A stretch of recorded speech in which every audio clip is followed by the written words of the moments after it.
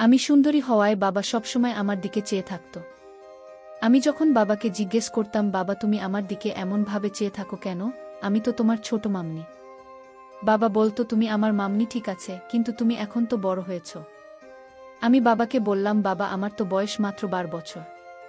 আমার বয়স আর কি হয়েছে? বাবা বলল, এই বয়সে তো তোমাকে অনেক সুন্দর লাগছে। তারপর বাবা একদিন রাতে চুপি চুপি আমার ঘরে গেল। আমার জন্য শরবত নিয়ে এল। আর সেই শরবত খেয়ে আমি অজ্ঞান হয়ে গেলাম। তারপর বাবা আমার সাথে সারা রাত।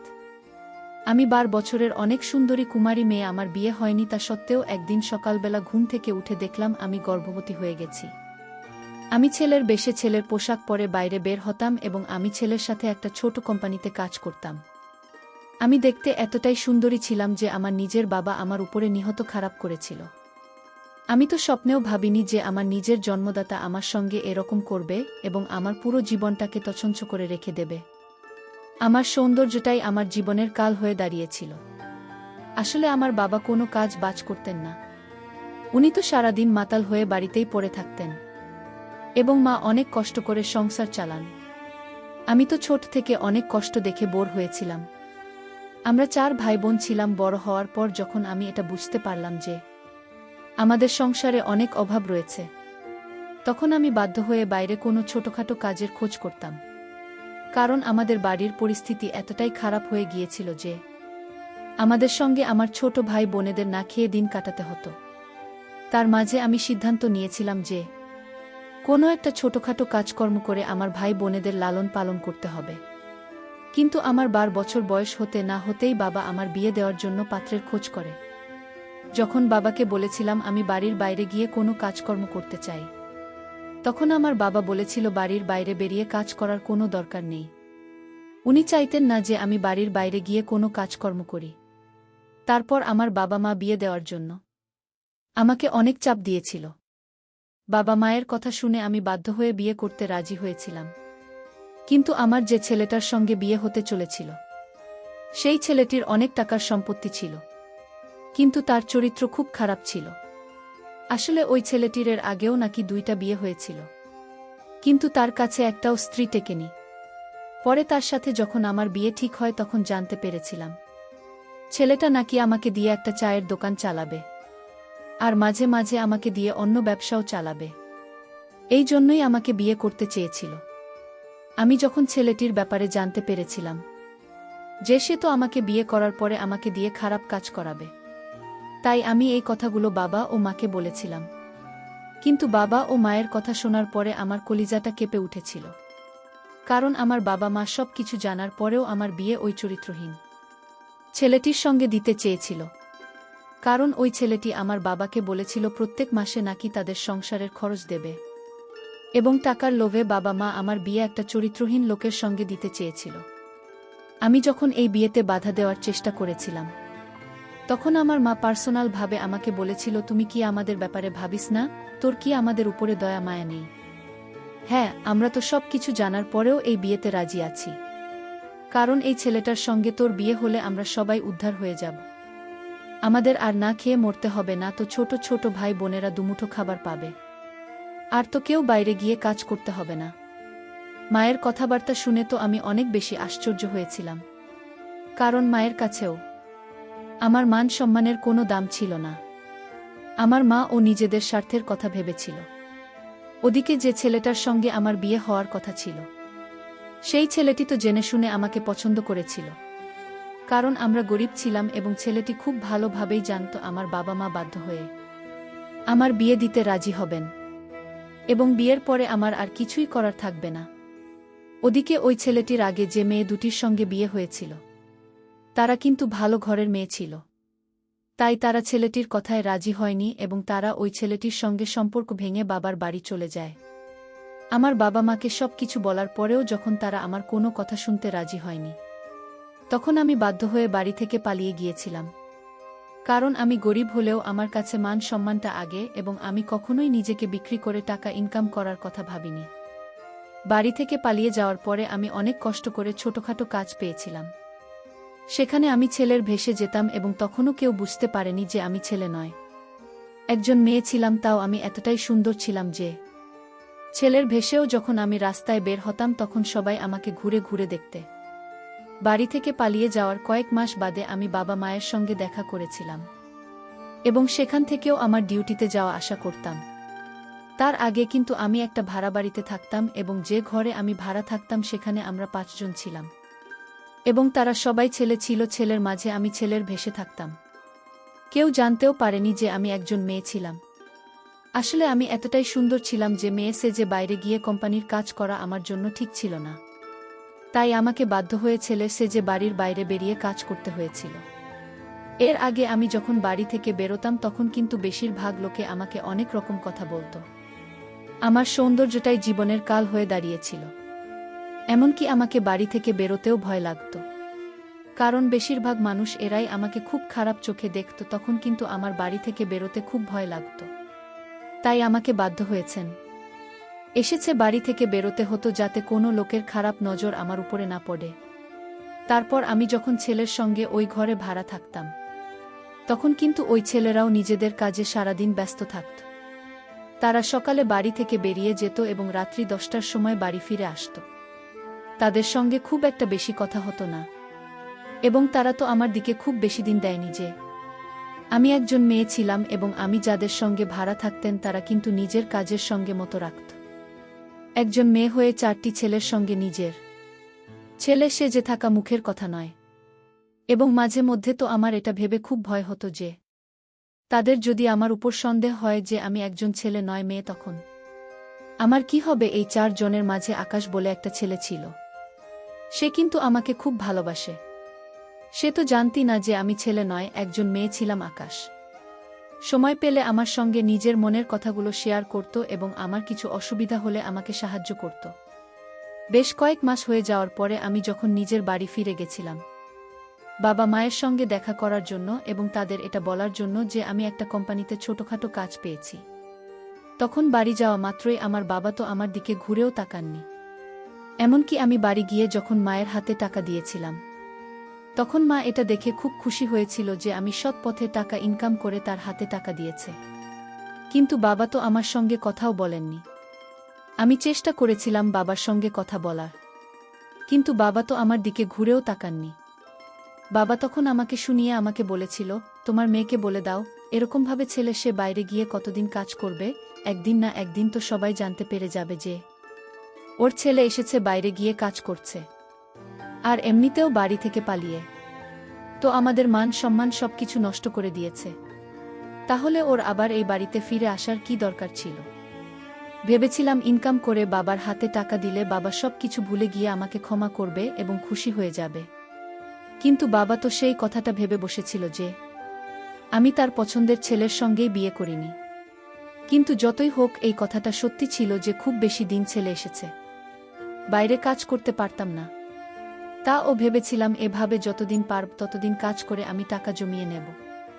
সে দিনের পর থেকে আমি বাড়িতে এসে মায়ের হাতের খাবার খেতাম। আমি ভাড়া চালিত ঘরে থাকতাম।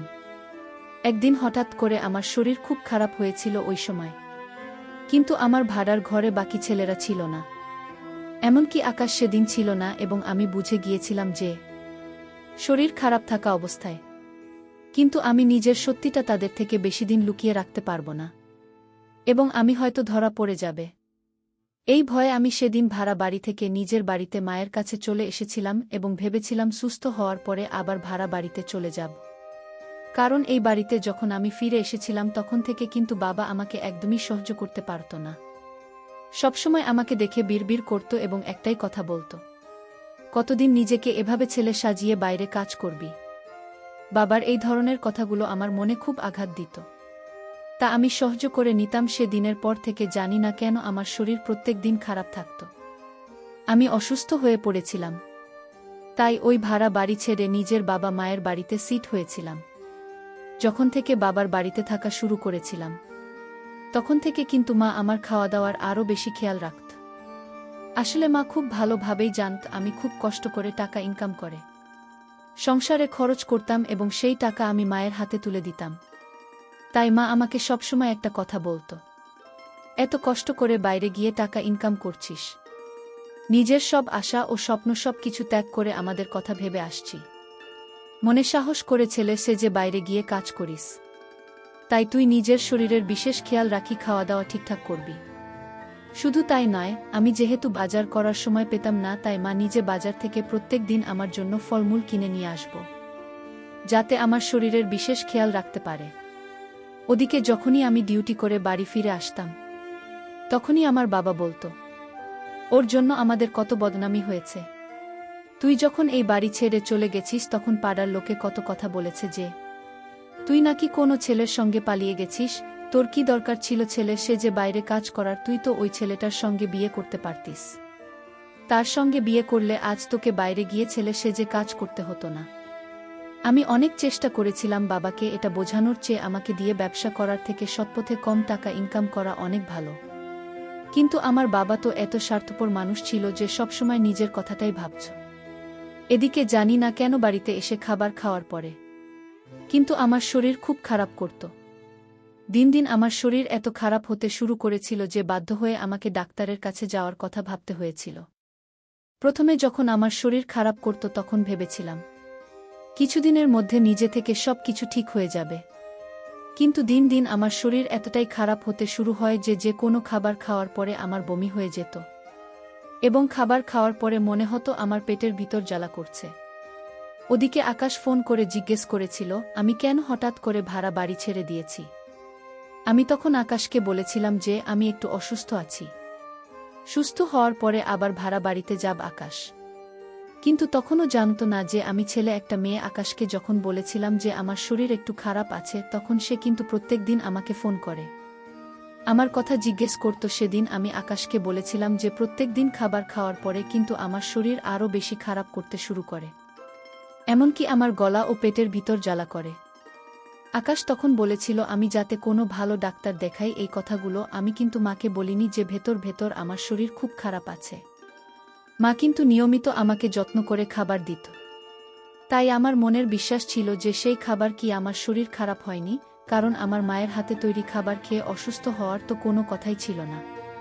তাহলে খাবার খাওয়ার পরে কেন আমার শরীর এত খারাপ করত? আমি তো কিছুই বুঝতে পারছিলাম না যে আমার সঙ্গে এসব কি হচ্ছিল। এমনকি বাড়িতে আসার পর থেকে আমি বাইরের খাবার খাওয়া বন্ধ করে দিয়েছিলাম। তারপর আকাশ যখন আমাকে ফোন করে জিজ্ঞেস করত যে আমার শরীর কেমন আছে, তখন কিন্তু আমি আকাশকে সব কথা বলেছিলাম। তখন আকাশ আমাকে বলেছিল যাতে ল্যাবে গিয়ে একবার খাবার পরীক্ষা করি, যে খাবারগুলো খাওয়ার পরে আমার শরীর খারাপ করে। কারণ আমি আকাশকে বলেছিলাম যে খাবার খাওয়ার পরে কিন্তু আমার শরীর খারাপ করে। তখন আকাশ বলেছিল খাবারে যদি কোনো প্রয়োজন থাকে তাহলে হয়তো সেই কারণে আমার শরীর খারাপ হয়েছে। শুধু তাই দিন দিন আমি এত দুর্বল হয়ে পড়েছিলাম যে আমাকে তো হাঁটাচলা করতে ইচ্ছে করত না। মনে হতো যেন সারাদিন বিছানায় শুয়ে থাকি না পেরে। আমি যখন ডাক্তারের কাছে গিয়েছিলাম চেক আপ করতে, তখন ডাক্তার আমাকে যা বলেছিল সেটা শুনে তো আমার পায়ের আমি চোখে ঝাপসা দেখতে পেলাম। কারণ ডাক্তার বলেছিল আমার পুরো শরীর বিষাক্ত হয়ে গেছে।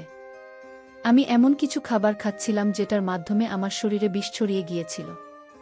তারপর আকাশের কথা মতো আমি যখন ল্যাবে বাড়ির সমস্ত খাবার দাবার পরীক্ষা করার জন্য দিয়েছিলাম, তখন কিন্তু কিছুই ধরা পড়েনি, সবকিছু নরমাল ছিল। তারপর একটা জিনিস লক্ষ্য করলাম, প্রতিদিন রাতে আমার মা যে শরবত খেতে দিত সেই শরবত কিন্তু আমি ল্যাবে পরীক্ষা করার জন্য দিয়েছি, কারণ আমি জানতাম আমার বাড়ির খাবারের মধ্যে কোনো প্রবলেম ছিল না। তাও আকাশের কথা শুনে আমি বাড়ির খাবার দাবার চেক করতে দিয়েছিলাম, কিন্তু শরবত যখন আমি ল্যাবে দিয়েছিলাম চেক করার জন্য, তখন যা জানতে পেরেছিলাম সেটা জানার পরে তো আমার দম বন্ধ হয়ে আসছিল।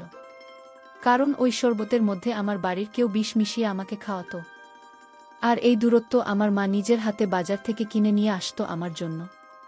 তার মানে কি আমার নিজের মা আমাকে মেরে ফেলার চেষ্টা করেছিল? কিন্তু আমার মা কেন আমার সঙ্গে এরকম করেছিল? আমি তো বিশ্বাস করতে পারছিলাম না যে আমার নিজের মা আমাকে তিলে তিলে মেরে ফেলতে চেয়েছিল। কিন্তু এটাই সত্যি ছিল যে শরবতের মধ্যে বিষ মিশিয়ে আমাকে কেউ মেরে ফেলার চেষ্টা করেছিল। সবকিছু শোনার পরে আমি যখন বাড়ি যাই তখন নিজের রাগ সামলাতে না পেরে মাকে বলেছিলাম যে সেখানে শরবতের মধ্যে আমাকে বিষ মিশিয়ে খাওয়াচ্ছে এবং আমাকে কেন মেরে ফেলার চেষ্টা করেছে। আমার মা তো অনেক বেশি আশ্চর্য হয়ে আমার দিকে তাকিয়ে বলেছিল এটা কি ধরনের কথা বলছিস? তুই আমার মেয়ে, আমি কেন তোকে মেরে ফেলব? আমার মা তো স্বীকার করতে রাজি ছিল না যে শরবত এর মধ্যে সে আমাকে বিষিয়ে দেয়। এদিকে আমি নিজেই বুঝতে পারছিলাম না যে আমি কিভাবে জানতে পারবে যে কি আমাকে মেরে ফেলতে চাইছে। তারপর না পেরে আমার ছোট ভাইকে জিজ্ঞেস করেছিলাম যে সে যখন প্রত্যেক দিন রাতে আমার জন্য শরবত নিয়ে আসে তখন কি আমার মা কিছু মিশিয়ে দেয়, কারণ আমার বাড়ি আসার আগে আমার মা আমার টেবিলে খাবার দাবার রেডি করে রেখে দিত। যেহেতু আমার বাড়ি ফিরতে দেরি হতো, তারপর আমার ছোট ভাইকে জিজ্ঞেস করার পরে আমার ভাই যা বলেছিল সেটা শুনে তো আমার চোখ কপালে উঠে গিয়েছিল। আমি তো বিশ্বাস করতে পারছিলাম না যে আমার বাড়ির লোক আমার সঙ্গে এরকম করতে পারে। এবং কেন আমার সঙ্গে এরকম করেছিল? আসলে আমার ভাই বলেছিল সে যখন রাত্রিবেলা আমার বাড়ি আসার আগে আমার জন্য শরবত নিয়ে আসার আগে নাকি। প্রিয় বন্ধুরা, গল্পটি ভালো লাগলে অবশ্যই কমেন্ট করে জানাবেন। আর নিয়মিত এমন আলাদা স্বাদের গল্প শুনতে ভিডিওটিতে লাইক এবং চ্যানেলটিকে সাবস্ক্রাইব করে সাথেই থাকুন। আর হ্যাঁ, নোটিফিকেশন বেলটি অল করে রাখবেন যাতে পরবর্তী গল্প সবার প্রথমে আপনাদের কাছে পৌঁছে যায়। ধন্যবাদ বন্ধুরা, ধন্যবাদ সবাইকে।